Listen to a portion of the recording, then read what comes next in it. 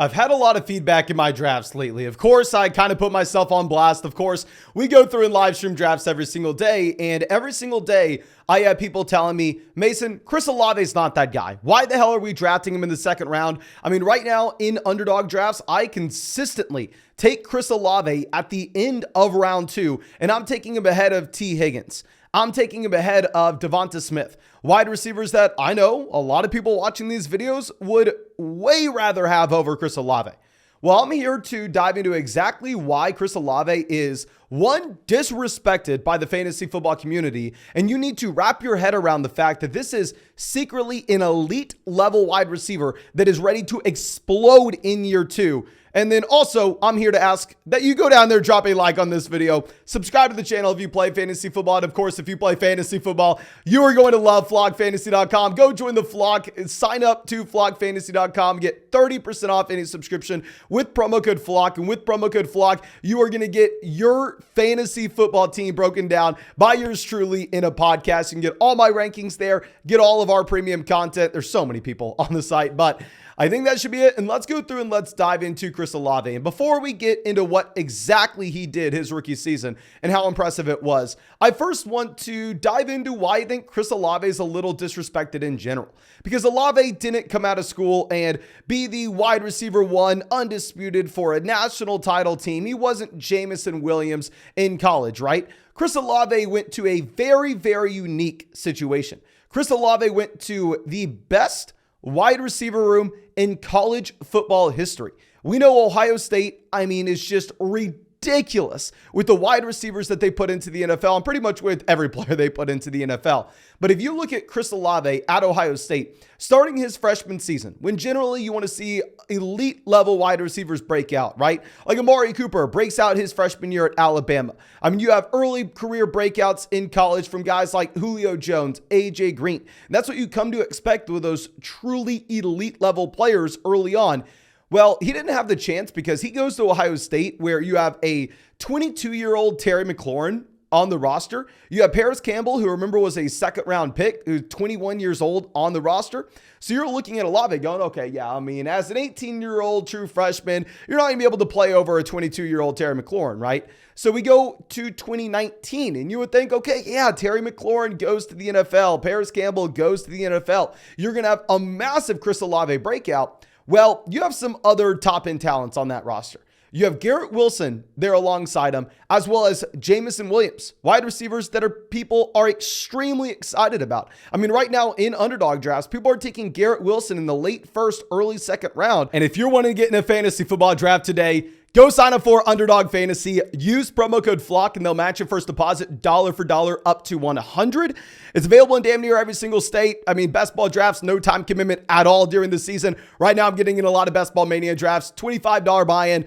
$15 million prize pool. Hell, we won $150,000 on Underdog last year. Real quick side note, you actually have a free bet as well. You have the Jaylen Brown free bet for Monday night, I believe the game is. But nonetheless, make sure you're taking advantage of that. That's going to be available for everybody to use promo code FLOCK, regardless of if you used it today, 2 months ago, or 3 years ago. Find that link in the description. And with Jameson Williams, if it wasn't for the suspension, people were all in on him going into year 2, of course. Well, in that season, you actually have Chris Olave being the wide receiver 1, averaging 64 receiving yards per game versus Garrett Wilson at 33, Jameson Williams at 28. You continue this trend going to 2020, his junior season in college, where you want to see the dominance, right? But you add in another top level option into this offense. You go through and you add Jackson Smith-Njigba. Of course, he was a true freshman, doesn't see the field, but you have Olave averaging 104 receiving yards per game. You have Garrett Wilson at 90. You have Jameson Williams at 25. Chris Olave dominates this top level of competition. Now, his senior season in college, he did take a step back. You had Jackson Smith-Njigba blowing up. You had Garrett Wilson out producing him as well. But nonetheless, I just want to illustrate the reason why Chris Olave wasn't out there getting the Jameson Williams type treatment, because the man played in the best college wide receiver room of all time. He goes to the NFL. The man is a top tier prospect, scores a 35 in our wide receiver prospect model. I mean, goes top 15 picks in the NFL draft. And if we're looking at the other wide receivers that scored in the same range as Chris Olave, you do have some bust on this list, right? Like Bryan Edwards, Corey Coleman, Jalen Reagor, all scored in the similar range in our wide receiver prospect model. But you also have some massive hits. You have guys like Odell Beckham Jr., Mike Evans, AJ Brown, Brandon Cook, CeeDee Lamb, they were all in this similar range as well. So you are seeing elite wide receivers and bust. But what's very unique is who's who after their rookie season. We know right away after his rookie year, Odell Beckham Jr., Mike Evans, they're the top of the position. They are elite. Same thing with AJ Brown after his rookie season. And we knew who the busts were immediately as well. So now we get the sense, okay, Chris Olave is that guy. Chris Olave is an elite player because he goes to New Orleans and he is the immediate wide receiver one with this team. He averages 69.5 receiving yards on a per game basis. Michael Thomas doesn't really play. Shaheed's there at 40. Kamara's there at 32. Juwan Johnson, 32. You have Olave as the undisputed wide receiver one, but why did Chris Olave not go out there and turn into Justin Jefferson's rookie season, right? Why wasn't he Jamar Chase as a rookie? Well, a big reason for this is if we're going to go and look at the quarterback play that you have for Chris Olave. There at quarterback, you had Andy Dalton and Jameis Winston. Andy Dalton started 14 games for the New Orleans Saints. And this isn't Andy Dalton in Cincinnati where, it's not great, but he's respectable. This is 35-year-old Andy Dalton. So you had arguably some of the worst quarterback play in the entire NFL. But what I wanted to do is I wanted to go through and look at how impressive his rookie season was. And if we were looking at wide receivers to average 70 receiving yards on a per game basis, 6.5 targets per game, 9.2 yards per target. And if we were looking at this list since 2005, you have Odell Beckham Jr., pretty good, right? Jamar Chase, pretty good. Justin Jefferson, Julio Jones, Michael Thomas, AJ Green, Keenan Allen, Chris Olave. Yes, Chris Olave is on that list with some of the worst quarterback play in the entire NFL, with Andy Dalton at quarterback. Now, I wanted to look at the natural progression that we had with these wide receivers after their rookie season going into year two. So we went through and we got the second year performance of all those rookies and averaged it out to seeing 81 receiving yards on a per game basis and 6.2 receptions per game. That is the average development for a wide receiver that was as good as Chris Olave in his rookie season. And if you were looking at where that would have stacked up this past year, that would have put Chris Olave as the wide receiver 10, right? You're going out there, you're averaging 81 receiving yards per game. That's top 10 in the NFL with the natural development. But a big thing as well is you're not just getting the natural development here for Chris Olave. At the same time, you are actually adding in a much better quarterback. You have Derek Carr coming over to the Saints. And with Derek Carr, I'm not the biggest Carr fan in the world, right? I'm not going to lie to you. I think that in general, Derek Carr is not a great quarterback. But if we're going to be comparing Derek Carr to what you had with Andy Dalton this past season, I am confident in saying that Derek Carr is a pretty big upgrade. Over the past 3 seasons, you have had from Andy Dalton 197 passing yards per game, 189 passing yards per game, and then 205. Now, of course, different situations. Andy Dalton's never really put in a great spot. He's not the starter going into the season. So it's hard to count that too much against Andy Dalton, right? He's put in a position to fail, so we shouldn't be surprised when he fails. Well, they're putting Derek Carr in a position to succeed this next season.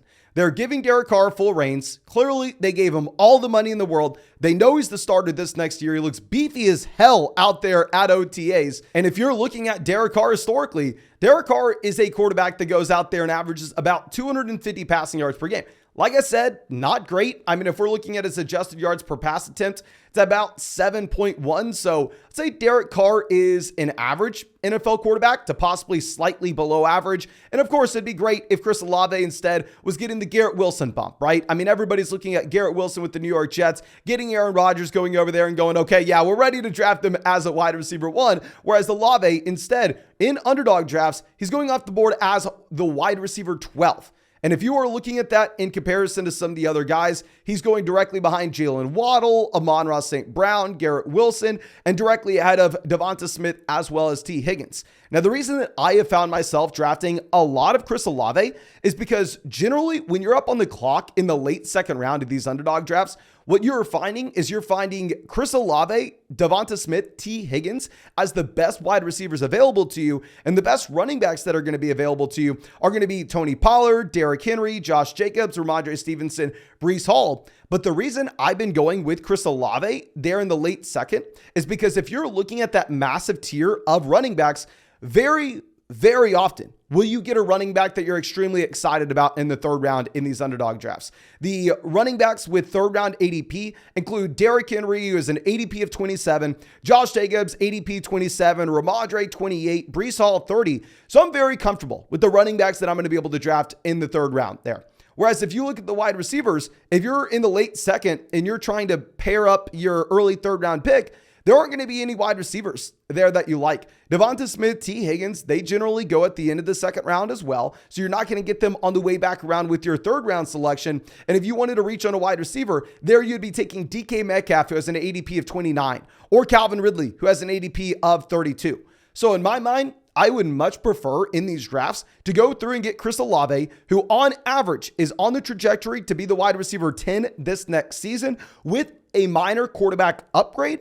Getting him there in the late second round and then pairing him up with one of those third round running backs. So you start off your draft, say, with Jamar Chase, Chris Olave, and then Derrick Henry. Or you start off your draft with Cooper Kupp, Chris Olave, and then Josh Jacobs. So personally, that's how I've been building my teams. That's how I'd recommend you build them as well. I mean, if you're not the biggest Olave fan in the world, I'm fine with it. I just think that it's a little unfair for us to sit here and go, oh my gosh, Olave in the second, that's a horrible pick. Instead, you need to be going with T. Higgins. Instead, you need to be going with Devonta Smith. No, in reality, I think Olave has so many strong suits to his profile that you should be completely fine drafting him at his ADP. And I'm specifically targeting him there in the late second round of underdog drafts. Now, of course, if you're playing in just a regular PPR redraft league where you're only starting 2 running backs, 2 wide receivers, and tied it into a flex, there you're going to see these wide receivers naturally fall down the board. So instead of trying to get Chris Olave in the late second, if you're playing in that kind of format, I would prefer grabbing probably an elite tight end or an elite running back early on,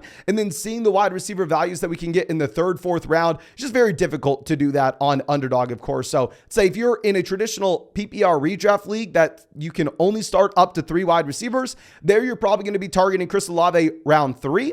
If you're going to be playing in a best ball draft on Underdog, which the majority of us are doing right now, I'd be targeting Olave late second.